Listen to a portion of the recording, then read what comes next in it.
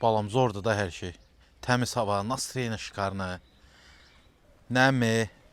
Benim adam deyir ki, hərdən bir satsın evi eşiği zadı. Gəlsin köşsün burada təmiz havada. Yaxşı dədəm gəldi danışaq. Ha, nə qarsan? Heç nə ata. Ha, yaxşı edirsən. Niyə keyfin yoxdur be? Var. Hə, balam, mən aşağısı 32 ildir sənin dədənəm. Mən səni yaxşı tanıyıram. Niyə keyfin yoxdur? Yo ata var, əladır hər şey. Hava azad, biraz stresten də uzaqlaşmışam, hər şey əladır. Stres? Nədir yəni stres? Nə olub, danış görüm. Xeyr, bu ümumi şəhər gərginliyi də, yəni rahatlaşmışam biraz elə belə, əladır hər şey. Hə, deyirəm ki, məndən oyun oynama. Heç sözün var, sözün deyil. De görüm nə olur? Nə olacaq? Heç nə yoxdur, əladır hər şey. Bu. Hə, balam, sən dədənlə belə hesabı danışsansa, deməli sənin böyük bir problemin var. Danış görüm mənə. Hay dədəm var.